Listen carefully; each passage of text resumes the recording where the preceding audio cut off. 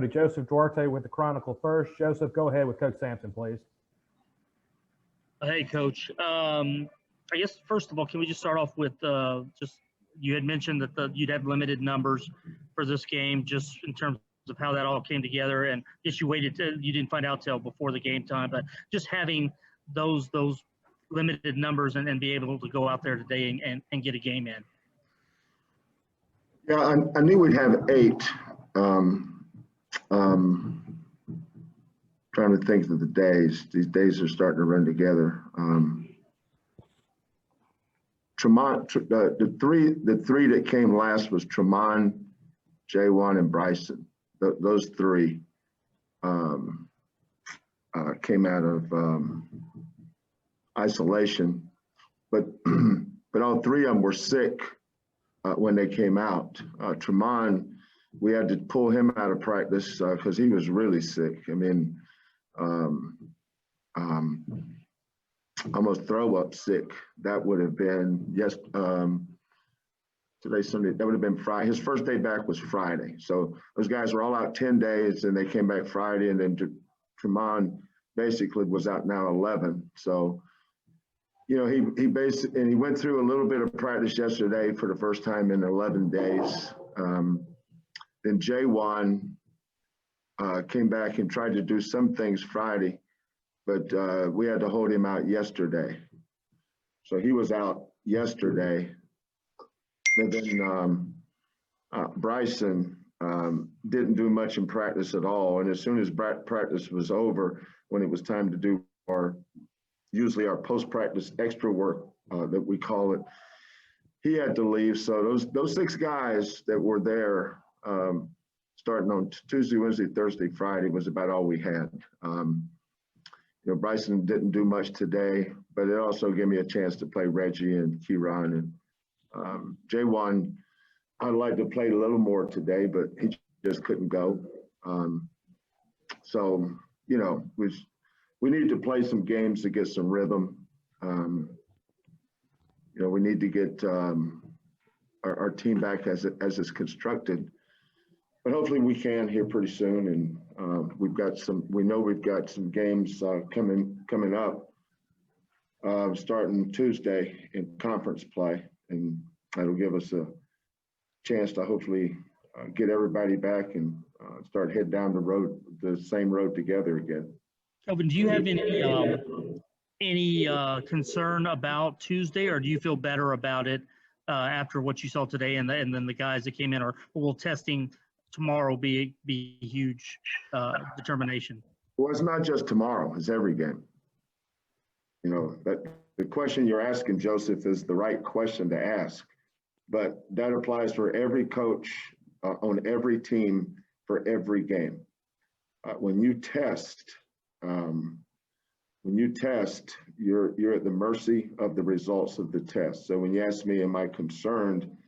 I don't know if concern's the right word. You know, we just, you know, John usually, if it's a positive, he usually calls me that night, so I know it right away.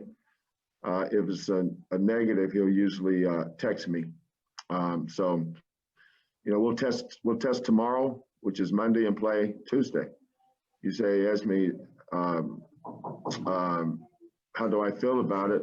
Well, ask me when the results get back in, because that's really the only thing you can judge your thoughts on, or how you feel. Your feelings is the results of the test. You know, we don't know whether we're going to have some of our guys, most of them, or just a few of them. You just don't know. The guys that tested the most recent, the guys that are in COVID isolation now, the ones that weren't here are in COVID. So those guys, plus the ones that we got back today, you know, they're under the new CDC guidelines. So that means that they don't have to test for a while. But the other guys that we have, some of those still have to continue to test. As some coaches are, some coaches aren't. You know, we've had a few coaches that have not tested positive, but we have some coaches that have. So it's a mess. You know, I was just sitting there thinking, You know, this normally when we go to Christmas break, we usually have played 13 games. You know, around December 20th, we're getting ready to play our 13th game. We played 13 non-conference games. Today was number 5, you know, and it's just, you know, when you're, you know, I could just watch our team today. You know, we had a little bit of a rhythm going. Lamar, Boise, Texas Tech, South Carolina, and then, you know, we just shut down for 15, 16 days. And now you got to kind of build it back up. But that's what we'll try to do. We'll try to get this thing geared up. But these kids aren't machines. They just don't, you can't turn it on and turn it off. And that's just not the way it works for any of us. You know, I was watching over in my office there, I was watching Connecticut and Creighton. You know, you could tell Connecticut early on had been off for 10 days. I saw Tulsa the other night, their first half, they had been off for 10 days. Everybody's going through it. It's just unprecedented. That's why I don't evaluate or over-evaluate during this thing. I just make sure our kids are healthy. All right, thank you, Joseph. We'll go to Mark Berman with Fox 26. Mark, go ahead with your question for Coach. Kelvin, can you tell us what's going on with Alvin and Aquinas? Apparently, they weren't on the bench this afternoon. Aquinas sat right beside me, 2 down for me all game. He did. Okay. What about Alvin? Well, that tells me you weren't at the game. I was not. Thank you for bringing that up. Yeah. Well, obviously you weren't at the game because you just said, why was Aquinas not at the game? He was. Oh, I saw it reported he was not there. That's why I asked you. Yeah. So what about Alvin's in the witness protection program, and they told me not to tell you where he was. So you're not going to answer the question? I can't. He's under federal protection. Okay. It's okay. All right. Given everything that you've said, how important was getting this game in today for you guys? Well, if we had to play, it'd have just been 15 or 16 days without playing. I mean, at some point, if you're going to have a season, you got to go back to playing eventually, don't you? But, you know, we tried to, you know, obviously we were going to sit guys out and, you know, I made my mind up before the game. I was going to play Reggie and not Bryson, and I was going to play Keyron. I would like to play Keyron a little bit more, but he plays the same position as Reggie, and he's this time next year Keyron's going to be a freshman. You know, next year he'll be a freshman. But it was good to get some guys minutes. It's good to be getting a game. You know, we've been practicing since Tuesday, Wednesday, Thursday, Friday, Saturday. We have had 5 practices. You don't need to practice this time of year. You need to play games and then get exposed and go back to practice. But, you know, we're just going through something we've never gone through before. You know, this is December. I've seen 30-some Decembers. I've never seen this kind of December. Where you're preparing your team for, I usually know what our team looks like or is going to look like by the time we get to Christmas. I have no idea. I did a month ago or 2 weeks ago or 3 weeks ago, I had a good idea, but now I don't because, you know, the last time I saw Caleb Mills, for instance, he's a big part of this team. I haven't seen him since the first half of the game on November 29th. Today's December 20th. So when he comes back, it's going to take him a while to get his rhythm. Same with Marcus Sasser. Those 2 guys are important to our team. So just going to take time, but it is what it is. We're just going to have to navigate this terrain the best we can, and don't complain about it. That's what I told our kids after the game. There's no complaining. Now, we either play today or practice today, and they said they'd rather play, and that's probably the only thing I agreed with them on all day.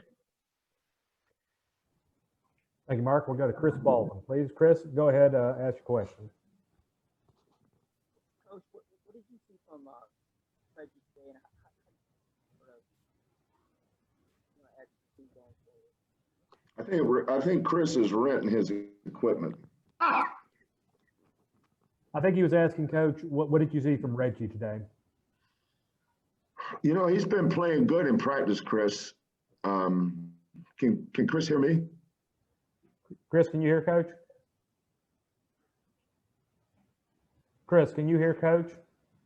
Okay, yes, he can hear you, Coach. Sorry. Okay. He's been playing pretty good in practice. He was in practice every day. We had to Justin and Reggie and Kieran were the three post bigs in practice every day, and then Jamal, Jamal, Dejan, and Quentin. So those 6 guys were in practice, and you know, it's good to see Reggie jump up and get 18 today. It's good to see Justin get 16. How many rebounds do you have? 16 rebounds. Good to see Quentin get 10 rebounds. But, you know, the guys that played well today are the guys that practiced 5 days this week. Bryson didn't practice this week. You know, Bryson hasn't practiced since December the 6th. You know, he's been out a long time, you know, and we don't have much time to get him going. You know, hopefully he feels better. But we got a game Tuesday. But that's also gave us more impetus to get Reggie some minutes. You know, he played 20 minutes today. That was good for him. You know, now some of those other guys played way too many minutes, but I just didn't have a choice. We only had 4 guards. Reggie is, you know, will be a junior this time next year. You know, he's going to be he's a good player. You know, when we looked at a bunch of other kids in that transfer market, but we felt like Reggie would help us, and I've been really pleased with him thus far. I'm glad he chose to come with us, and I'm enjoying working with him. He's a good kid. All right, Chris, thank you very much. We'll go to Andy Yanez with the Cougar. Andy, go ahead with your question for Coach. Kelvin, can you talk a little bit more about Jamal Shed and what you saw from him tonight, particularly his playmaking ability? He had good moments, and then moments where he wasn't so good. You know, he's 1 for 7 from the 3-point line. He had 5 turnovers. You know, those. You know, he's got to continue. He's a better shooter than that. But the 5 turnovers in 22 minutes is unacceptable. You know, we only had 10 as a team, and he had 5 in half the game. So he's got to make better decisions. He's got to get more comfortable. The one thing we cannot have our point guard doing is turning the ball over. But, you know, that's his first start. You know, he hasn't really worked with the first unit until this week. So, but, you know, he's going to be a good player, just like Tremon's going to be a good player. But all those guys just need experience. You know, the more experience they get, the better they'll get. You know, I feel bad. You know, one of the good things that these kids will be able to do is repeat this year.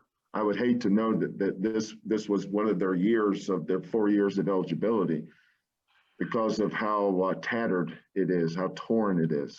You know, next year Jamal will be a freshman. Tremont will be a freshman. You saw Kieran Powell shoot the ball on the baseline. That's what he does. He's going to be a freshman. I'm excited about our young kids in our program, but they all just need experience and more playing time, and we'll do the best we can to help them with that. All right. We'll go back to Chris Baldwin, please. Chris, go ahead. Hopefully we can hear you a little bit better. Go ahead. Yeah, that helped. No, sorry, Chris. I don't know what it is. We just can't hear you. Can you? Coach, can you hear me? Yes, I can hear that. Yes. Okay.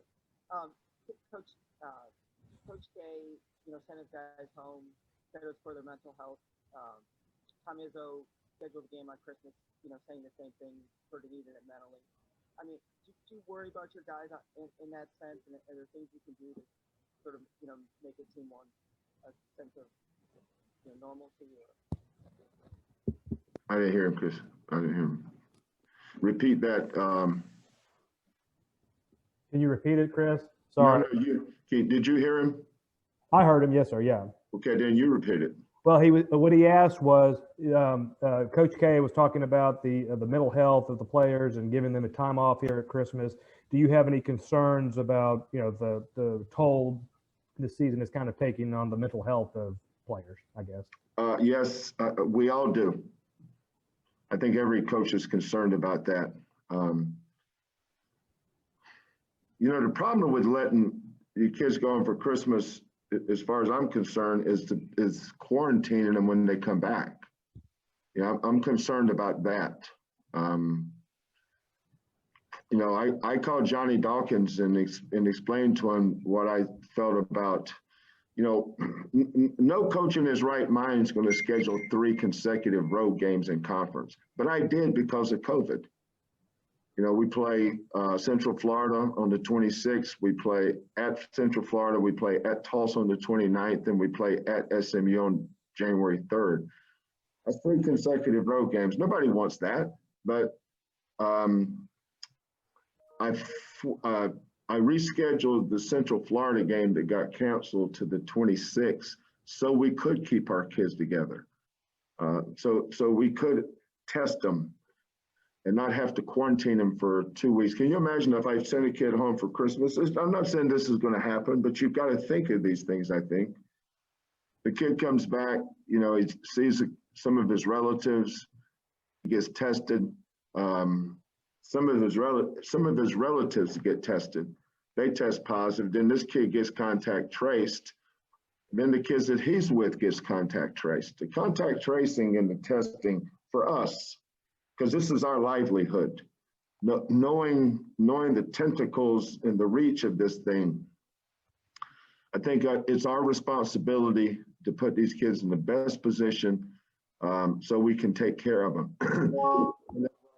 One of our kids tests positive here, then we have the facilities to isolate him by himself for those days, get him his meals, make sure he's hydrated, make sure he's got everything he needs here.